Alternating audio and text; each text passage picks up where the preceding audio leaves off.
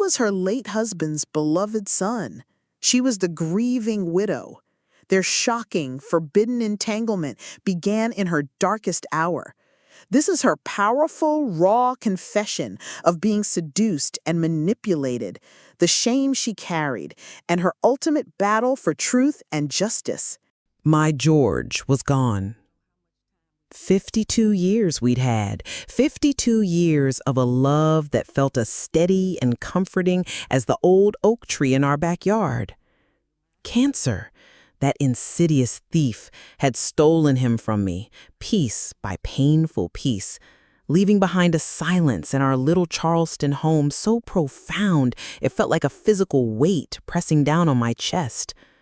I was Eleanor, his grieving widow, adrift in a sea of sorrow, convinced the best part of my life was over, that all that remained were memories and the slow march towards my own end.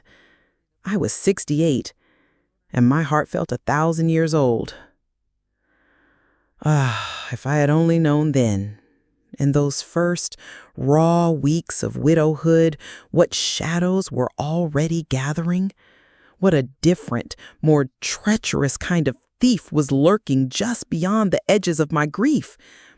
If I'd seen the abyss that was opening up before me, an abyss disguised as comfort, as kindness, as family, perhaps I could have found the strength to turn away. But how can you guard against a danger you don't even see, especially when it wears a familiar, trusted face? You think you've known betrayal. You think you understand manipulation. Honey, unless you've walked in my shoes, unless you felt the subtle, silken web being spun around your vulnerable heart by someone you should have been able to trust implicitly, you don't know the half of it. My story, it's not an easy one to tell. It's a confession, a burden I've carried, and maybe, just maybe, telling it will be some small step towards, well, I don't rightly know towards what yet, but I have to try. Julian, my stepson, George's only child from his first marriage, had always been a peripheral figure in our lives. His mother had taken him to California when he was just a boy, not long after George and I married. We'd seen him sporadically over the years, holidays, a few summer visits. He was polite enough, handsome like his father, but always a bit distant, a bit unreadable. I'd never felt truly close to him, though I'd always tried to be a kind and welcoming stepmother. After George's diagnosis, Julian had started calling more often, his voice full of a concern that touched me. He'd flown in for the funeral, of course, looking every bit the grieving son, his arms steady around my shoulders as we stood by George's graveside. In the haze of my sorrow, his attentiveness felt like a lifeline. He was George's son, after all, a piece of my beloved husband still walking this earth. He stayed on for a week after the funeral, ostensibly to help me sort through Dad's things and make sure I was all right. I was grateful.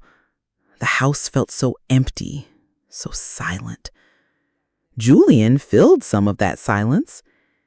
He was good with practical matters, dealing with the funeral home, the insurance papers, things my grief-stricken mind couldn't quite grasp. He'd make me tea, sit with me in the evenings, encouraging me to talk about George, sharing his own memories of his father, some of which were surprisingly tender. He was in his late 30s, a man now, not the aloof boy I remembered. He'd inherited his father's charm, that easy smile, those warm hazel eyes, and in my loneliness, in my desolation, I found myself leaning on him, perhaps more than I should have. He was comforting.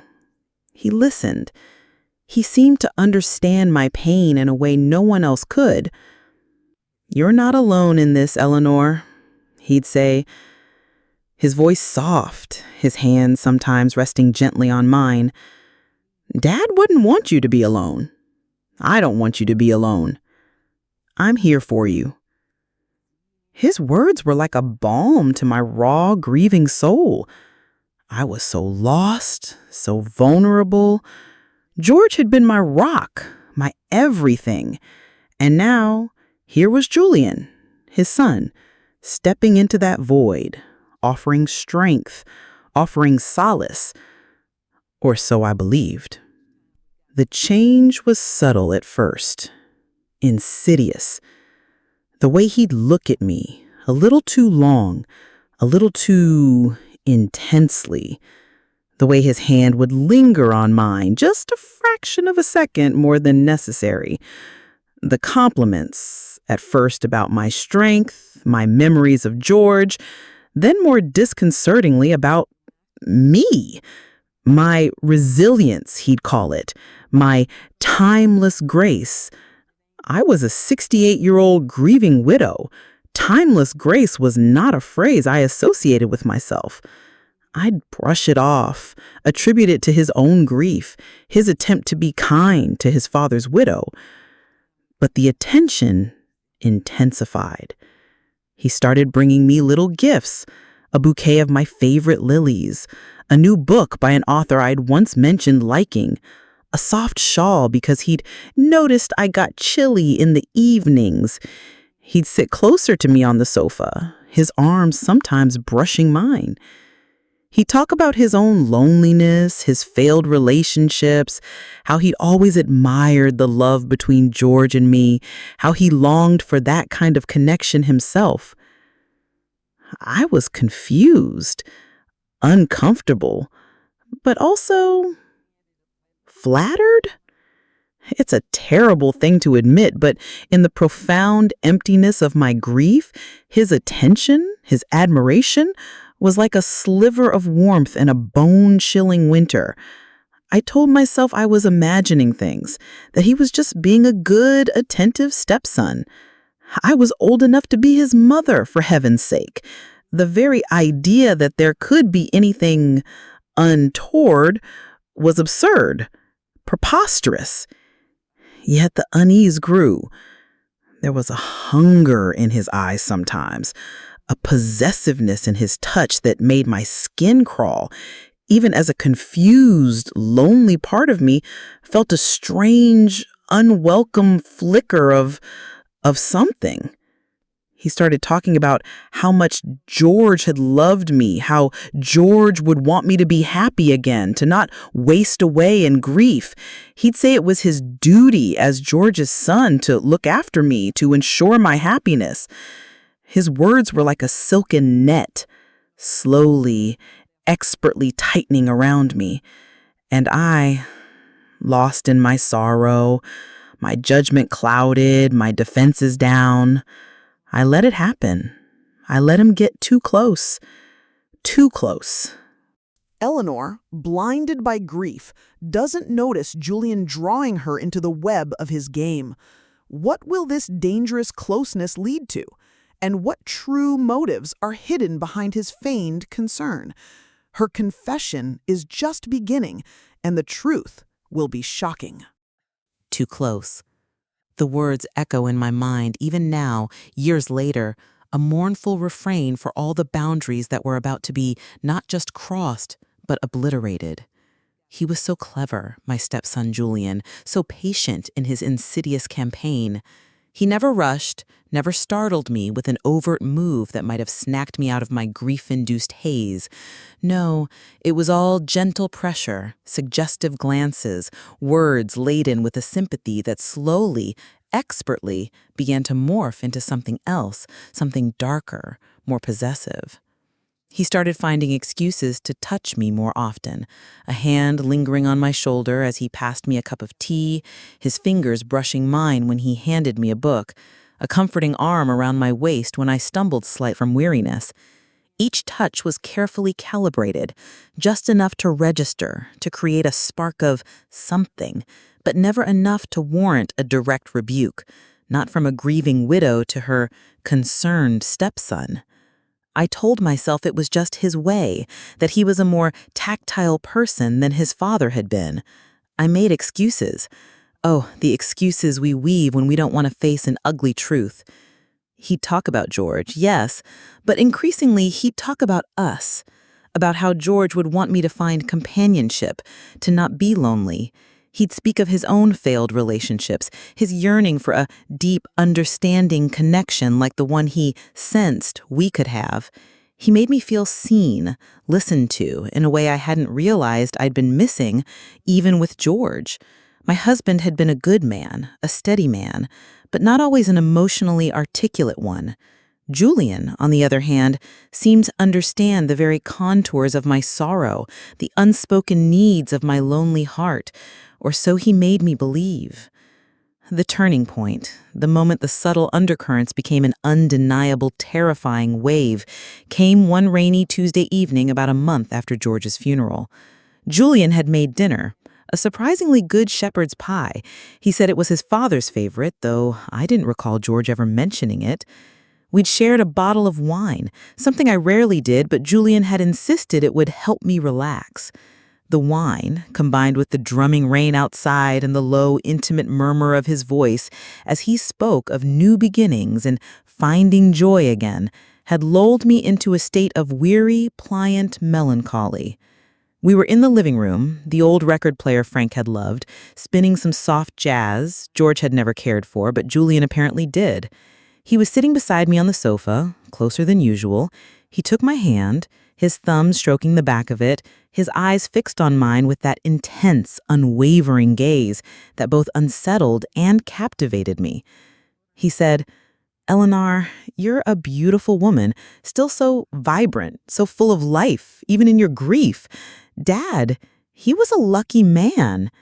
But sometimes I think he didn't fully appreciate what he had." My heart stuttered. This was wrong, so wrong.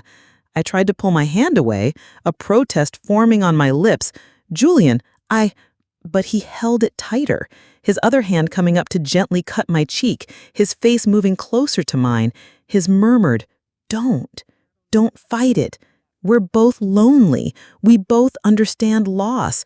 We can comfort each other. Isn't that what family is for?"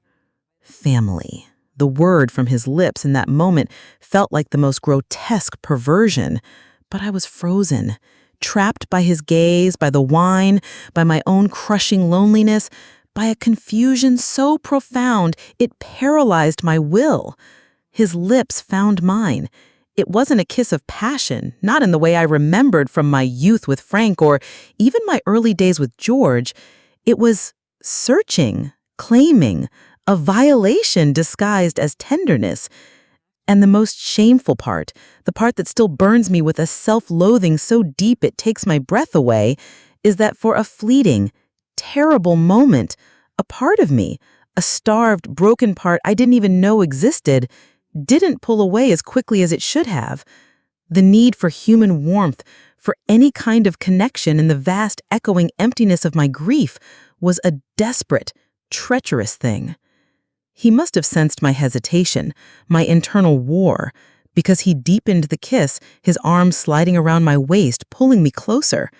And then sanity, or perhaps just the ingrained morality of a lifetime of being George's wife, Michael's son, a decent church-going woman, finally broke through the fog.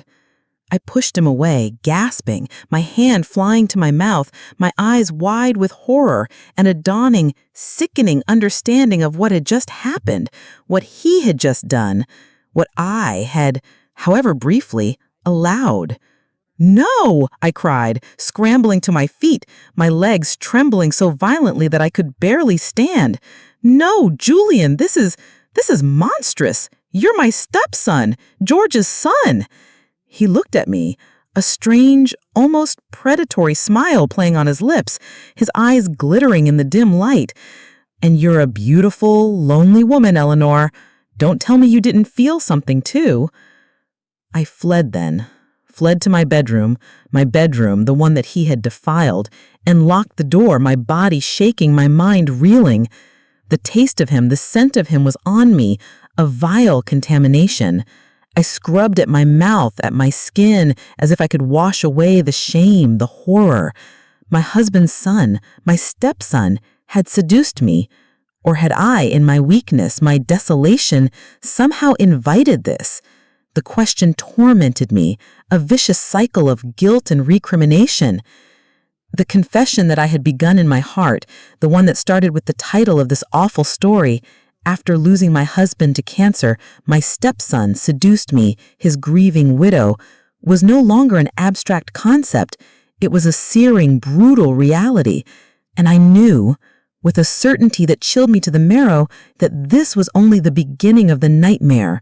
My life, my family, my very soul, everything was teetering on the edge of an abyss I never imagined could exist.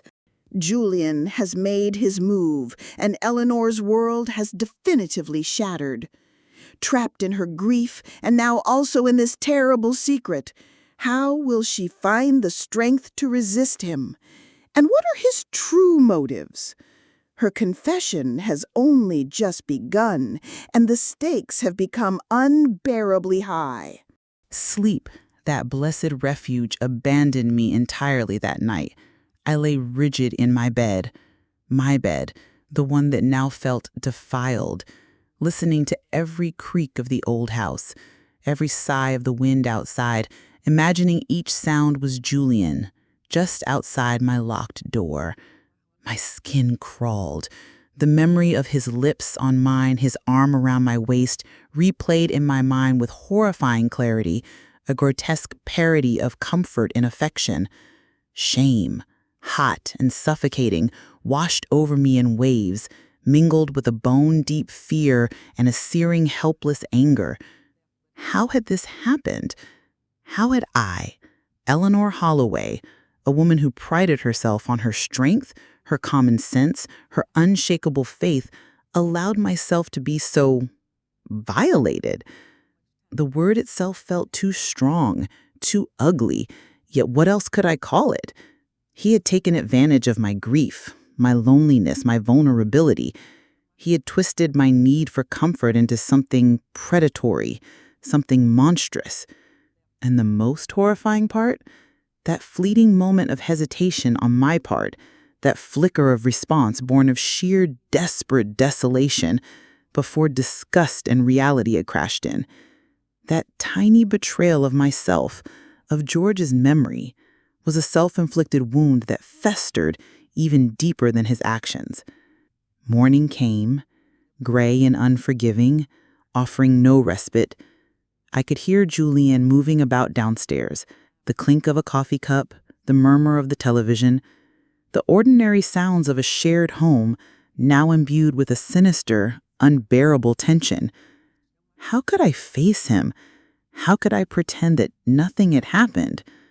I stayed locked in my room for hours, pleading a sudden illness, a touch of the old flu, when he knocked, his voice full of that false, solicitous concern that now made my stomach churn.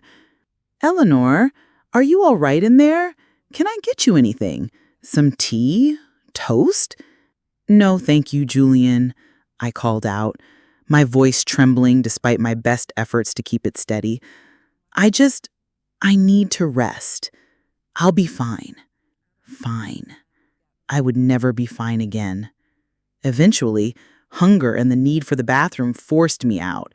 He was in the kitchen, nursing a cup of coffee, looking for all the world like the concerned stepson, his handsome face etched with worry. My handsome face. George's face. The resemblance, once a comfort, now felt like another layer of his deception. He stood up when he saw me, his eyes searching mine. "Eleanor, you look pale. Are you sure you're all right?" I couldn't meet his gaze.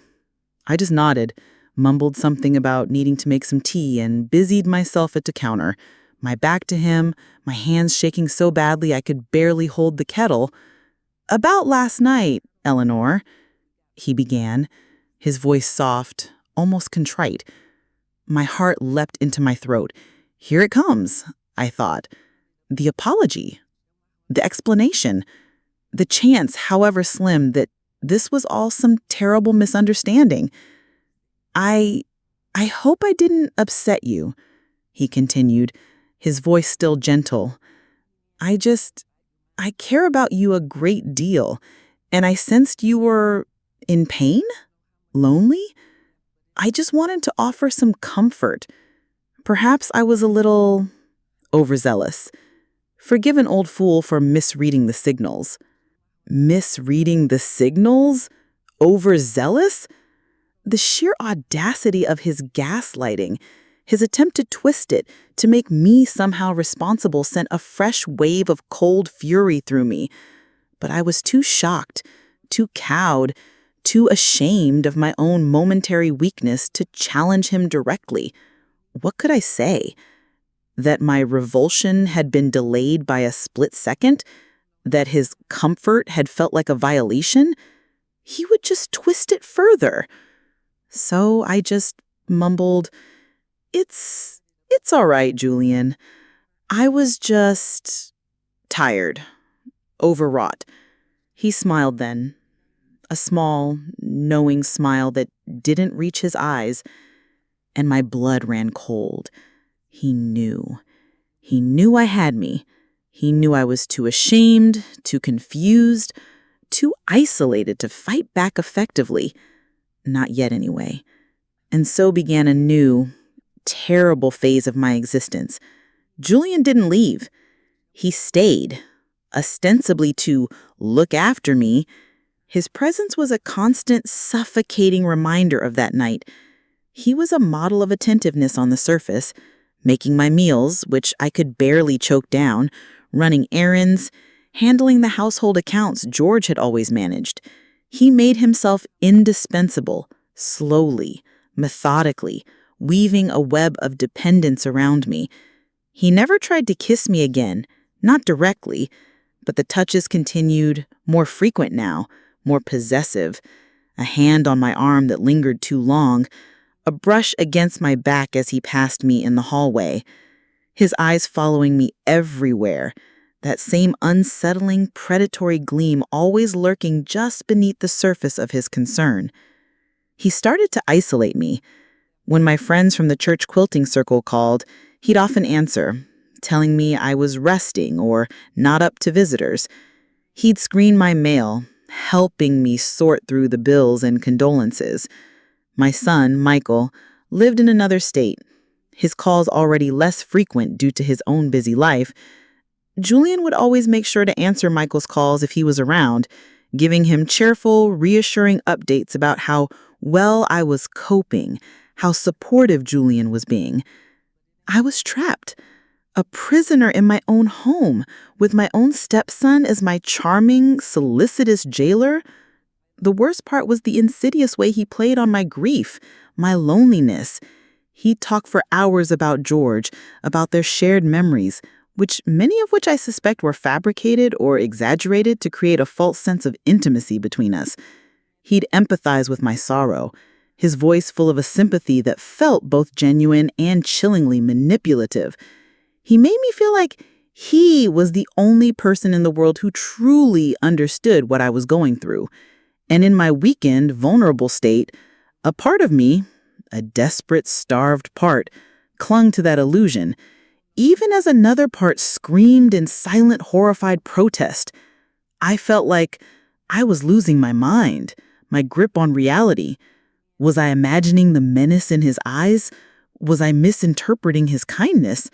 Was the shame of that one brief, terrible moment of my own weakness making me see things that weren't there? He was so clever, so subtle. He never left bruises, never raised his voice. His weapons were soft words, lingering touches, and the slow, relentless erosion of my will, my confidence, my very sense of self. My confession, the one I knew I had to make, was feeling like it was being written in my soul with invisible ink, a story too shameful, too horrifying to ever bring into the light. The days turned into weeks, each one a suffocating echo of the last. Julian was a constant presence, his solicitude a silken web that seemed to grow tighter around me with each passing hour. He managed everything, the mail, the phone calls, fielding them with the polite, "Eleanor is resting, may I take a message?" even my meager grocery shopping, always returning with my favorite tea or a small bunch of flowers, little gestures that felt more like carefully placed stones in the wall of my prison. I tried, once or twice, to assert myself. "Julian, dear," I said one morning, my voice brighter than I felt, "I think I'll call Martha Henderson today. It's been too long." Martha was my oldest friend, Frank's cousin, sharp as a tack even in her 80s. Julian's smile didn't falter. "Oh, Eleanor, I actually spoke with her granddaughter just yesterday. She said Martha's down with a rather nasty flu, and they're keeping visitors away for a bit, just to be safe. Such a shame. But I'll let you know the moment she's better." A lie. I knew it was a lie. I'd spoken to Martha just last week, and she'd been perfectly fine, planning her church's bake sale. But how could I challenge him? He had an answer for everything, a smooth, reasonable explanation that made me sound like the confused, forgetful old woman. He was subtly, skillfully painting me into a corner, cutting off my lifelines one by one. The house, my sanctuary, began to feel less like a home and more like a stage for his elaborate performance, and I, the unwilling leading lady in a play I hadn't auditioned for. He started reorganizing things, for my convenience, he'd say. George's old armchair, the one I loved to sit in, was moved to the attic because it was too cluttered for the living room. My quilting supplies were packed away because the fumes from the fabric dyes might be bad for my lungs. He even started talking about getting a nice, modern, easy-to-manage tablet for me to replace my old books, because reading print can be so tiring for your eyes, Eleanor. Every suggestion, every action was couched in terms of care and concern, but each one was a small death, an erosion of my identity, of my connection to George, to my past, to myself. The comfort he offered also became more physical, in a way that made my skin crawl but left me no clear grounds for outright protest. He'd insist on helping me up the stairs, his arm around my waist far longer than necessary, his body pressing just a little too close. He'd sit beside me on the sofa in the evenings, supposedly watching television, but I'd feel his thigh brushing against mine, his gaze on me, hot and possessive, when he thought I wasn't looking. I started to feel like a trapped animal, pacing the confines of my cage, searching for an escape that didn't seem to exist. My son Michael called less and less, reassured by Julian's smooth updates. My friends, told I was unwell or needing quiet, stopped trying to visit. I was alone with him, with this man who was my late husband's son, this man who had kissed me, this man who was slowly, methodically taking over my life, all under the guise of love and care. The in-narrative FOMO I had built at the start of Chapter 1, the one that spoke of the abyss he was luring me into, was no longer a vague premonition. It was my daily reality. The web was tightening, and I, the grieving widow, the timeless grace he so sickeningly praised, was becoming well and truly ensnared. My confession felt like it was being extracted from me drop by the very man who was its dark subject. What could I do? Who could I turn to? The answer, in those dark, suffocating days, seemed to be no one. And the most terrifying thought of all was that a part of me, a deeply shamed, broken part, was starting to wonder if this was all I deserved. Eleanor sinks deeper into Julian's web of manipulation. Her isolation grows and her will weakens. Can she find a way out of this suffocating care, or will he break her completely? The horrifying truth of his intentions is yet to be revealed. The days at my little Charleston house, once a sanctuary of warmth and memory, now felt like an antechamber to hell, with Julian as its smiling, solicitous gatekeeper. His control was a silken net, tightening with such insidious subtlety that I often wondered if I was indeed losing my mind, as he so gently implied whenever I voiced the slightest discomfort or questioned his helpful suggestions. My world had shrunk to the confines of these walls, his presence a constant oppressive weight. The memory of that one terrible kiss, the one I had pushed to the darkest recesses of my mind, still burned like a brand, a constant reminder of my vulnerability and his capacity. For what? I was still too terrified to fully name. He managed my finances now, to save me the worry, Eleanor dear. He'd bring me papers to sign. Just routine bills, Mama V. He'd taken to calling me that now, a sickeningly sweet diminutive that made my skin crawl. His finger guiding mine on the signature line, his presence so close I could smell the faint cloying scent of his cologne. I signed, mostly. What choice did I have? He'd make sure I felt utterly dependent, utterly incapable. He'd misplaced my old address book, upgraded my simple phone to a new, confusing smartphone he alone knew how to operate fully, and fielded all calls from my increasingly distant son Michael with cheerful reassurances. The in-narrative FOMO from Chapter 1, the one where I spoke of the abyss he was luring me into, was my lived reality. The abyss was deep, dark, and I was tumbling with no handhold in sight. My confession, if I ever found the strength or the means to make it, would be a litany of shame, fear, and the slow, horrifying erosion of a proud woman's soul. The turning point, the crack in the carefully constructed facade of my despair, came from an unlikely source: George's old stamp collection. It was a silly thing, really. George hadn't been a serious philatelist, just a man who'd found a quiet joy in the colorful little squares of paper from faraway lands.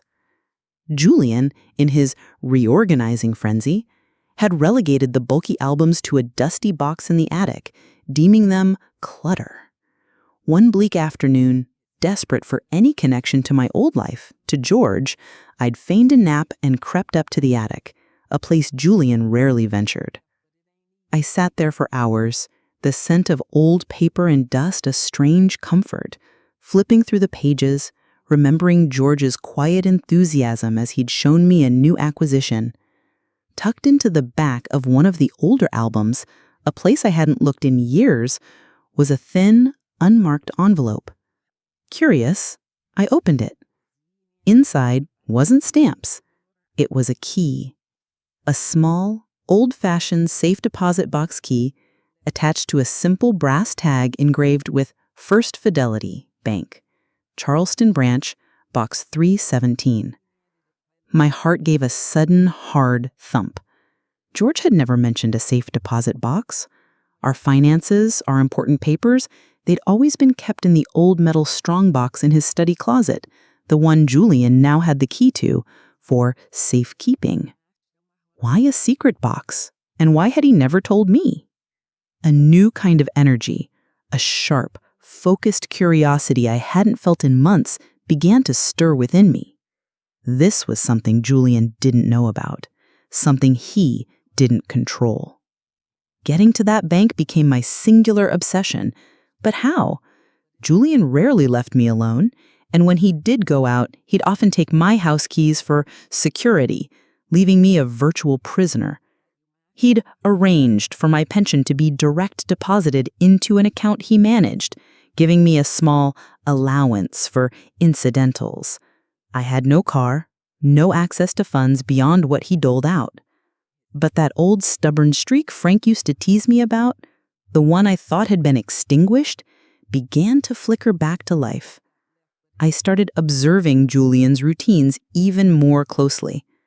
He had a standing poker game every Thursday night, a game he'd sometimes return from in the early hours, reeking of stale smoke and cheap whiskey, his mood either euphoric or dangerously foul depending on his luck. That was my window. It took me 2 weeks to plan, 2 weeks of hoarding a few dollars from my allowance, of feigning increased frailty to lull his suspicions, and secretly practicing walking with George's old cane to ensure I could manage the distance to the bus stop. The following Thursday night, after Julian had left for his game, his parting words a patronizing, "Don't you wait up now, Mama V, get your beauty sleep," I put my plan into action. My hands trembled as I dressed in my plainest, darkest clothes. I scribbled a note. Feeling a bit restless, went for a short walk, don't worry, and left it on my pillow, a flimsy alibi if he returned early. Then, with my heart pounding like a trapped bird, I slipped out of my own back door, George's safe deposit key clutched tightly in my hand. The walk to the bus stop in the pre-dawn chill felt like an escape from Alcatraz.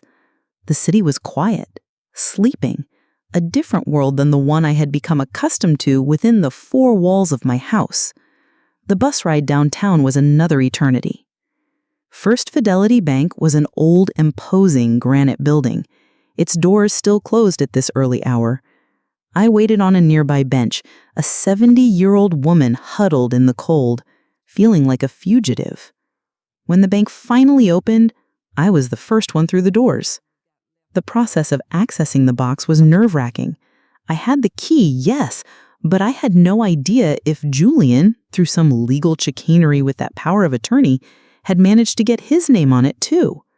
My hands shook as I signed the access slip, my signature a spidery scrawl. But George, my meticulous George, had apparently set it up airtight. Eleanor M. Holloway, sole access, the clerk confirmed after checking the records. A wave of relief so profound it almost buckled my knees, washed over me.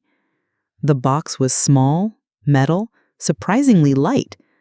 I took it to a private viewing booth, my heart thumping. What secrets did it hold? More debts? More betrayals? Or something else entirely? With trembling fingers, I lifted the lid. Inside, nestled on a bed of faded velvet, were several bundles of old letters, tied with faded ribbons. My letters to George when he was in the army during Korea, and his to me. Tears pricked my eyes. He'd kept them all these years. Beneath the letters, there was a small leather-bound passbook for a savings account I didn't recognize, and a life insurance policy, also in my name as sole beneficiary, a policy I knew nothing about for a sum that made me gasp. It wasn't millions, not like in those wild stories you sometimes hear, but it was substantial. Enough for a new life. Enough for independence. Enough, perhaps, for a fight. And then, at the very bottom, another envelope. This one was newer, addressed to me in George's familiar, steady hand. It said, "For my Eleanor, to be opened only when you are truly alone and need to know." My hands shook as I tore it open. My fingers trembled as I unfolded George's letter, the paper crisp and cool against my skin despite its age. His familiar, steady handwriting filled the page, a message from beyond the grave, a lifeline thrown to me in my darkest hour. "My dearest Eleanor," it began, and already tears were blurring my vision. "If you are reading this, it means I am gone. And you are facing something that has worried me for a long, long time. I pray you found this only when you truly needed it, when your own strength and wisdom sought a little help from your old husband." He went on to write about Julian, about his love for his son, yes, but also about a deep, persistent unease he'd always harbored regarding Julian's character. He'd seen flashes of it over the years. A certain ruthlessness, a manipulative streak, a way of charming people to get what he wanted, often leaving a trail of hurt feelings or broken promises in his wake. George had hoped Julian would outgrow it, would mature, but a part of him had always feared that one day Julian's darker nature might cause real harm. "He was always drawn to vulnerability, Eleanor," George wrote, and the words sent a chill down my spine. "And I fear that, in your grief, my love, you might appear to him as the most vulnerable of all.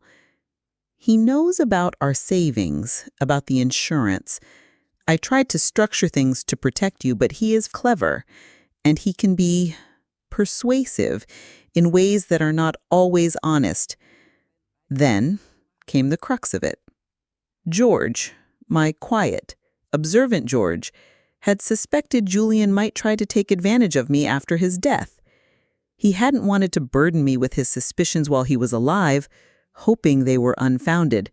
But as a precaution, years ago, he had set up a separate small trust, managed by an old, trusted friend and lawyer of his, a Mr. Davies in Atlanta, someone Julian knew nothing about. This trust contained enough funds to ensure my independence if anything ever went truly wrong with our primary finances. More importantly, George had also documented some of Julian's earlier, questionable business dealings and a pattern of manipulating older, wealthier acquaintances, information he had gathered quietly, hoping he'd never need it, but leaving it for me, just in case. The enclosed papers, George's letter concluded, will give Mr. Davies the authority to act on your behalf. He knows of Julian. He knows what to do if you tell him my fears have come true. Do not be afraid, my Eleanor. You are stronger than you think. My love is with you. Always. Enclosed with the letter were indeed legal documents, and a separate sealed envelope addressed to Arthur Davies, Esquire, Atlanta, GA. Strength. George always knew how to give me strength, even now. The life insurance policy and the savings account passbook I'd found earlier were substantial, yes, but this was George's true gift. Not just money, but a plan, a shield, and a weapon. I didn't go back to my house that day. Not immediately.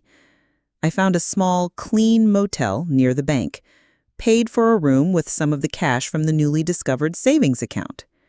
George's foresight, again. And I called Mr. Davies in Atlanta. His voice was kind, elderly, but with an undercurrent of steel that reminded me of Mr. Abernathy, the lawyer from my friend Agnes's story I had once imagined. When I told him who I was and why I was calling, there was a significant pause. "Mrs. Holloway," he said finally. "George Sterling was a good man, a very good man. He spoke of you with immense love and concern. He told me this day might come. I am at your service. Tell me everything." And I did. The whole sordid story. Julian's arrival, his feigned concern, the subtle manipulations, the kiss, the isolation, his control of my finances, my fear, my shame. Mr. Davies listened patiently, his occasional questions sharp and to the point. By the end of our conversation, a plan was in motion. A plan that was not just about defense, but about reclaiming my life and ensuring Julian faced the consequences of his actions. The next few weeks were a blur of legal activity, orchestrated by Mr. Davies from afar, but with me providing the necessary information, the courage, the will. He helped me secure my immediate finances, freezing the accounts Julian had access to, revoking any powers of attorney Julian might have fraudulently obtained or coerced. He began to discreetly gather evidence of Julian's current financial status, his spending habits. My money, no doubt. The confrontation with Julian when it came was not the screaming match I had sometimes envisioned, nor the tearful breakdown I had perhaps once craved from him. It was quieter, colder, and far more devastating for him. Mr. Davies arranged for a family meeting. At my house, which Julian still occupied, believing me to be cowed and helpless. Mr. Davies flew in from Atlanta. I walked in with him, my head held high, no longer the frightened, confused widow Julian had preyed upon. Julian was there, a look of wary surprise on his face when he saw me with a stranger, a lawyer. Mr. Davies was a master. Calmly, methodically, he laid out the evidence, Julian's manipulation, his isolation of me, his unauthorized access to my funds, the pattern of his behavior. Then he presented George's letter, or rather, a notarized copy, outlining George's long-held concerns and the provisions he had made. He spoke of the other questionable dealings of Julian's that George had documented. Julian's face as he listened went from surprise to disbelief, then to a pasty greenish white. His charming facade crumbled, revealing the scared, greedy little man beneath. He tried to bluster, to deny, to twist things, but Mr. Davies met his every lie with a cold, hard fact. There would be no seduction today, no gentle persuasion.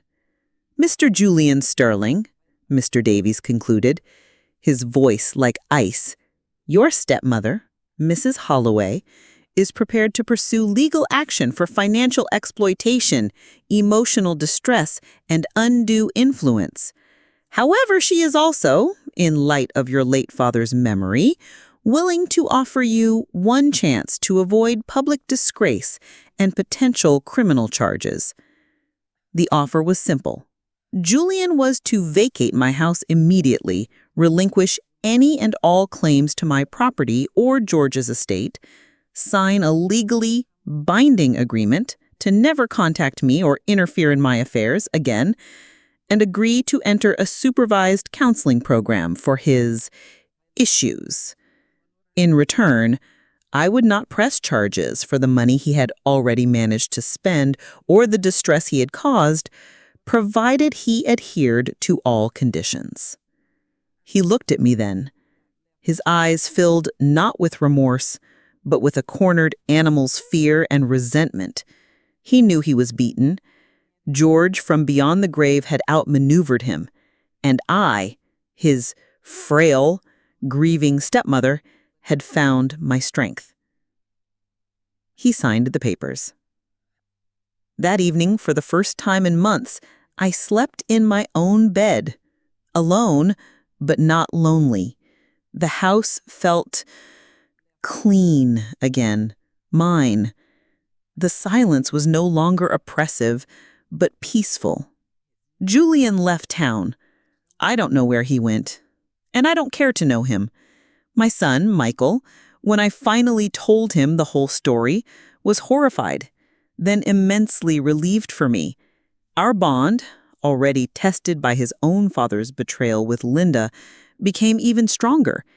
He visited more often, his presence a quiet comfort. My confession, the one that started with the question, "What do you do?" found its answer. You grieve, you hurt, you feel shame and fear, but then you remember who you are.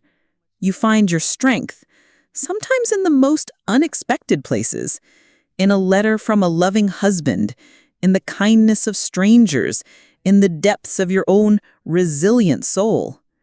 You fight back, not always with fire and fury, but sometimes with quiet determination, with truth, with the unshakable knowledge that you deserve to live your life with dignity and peace.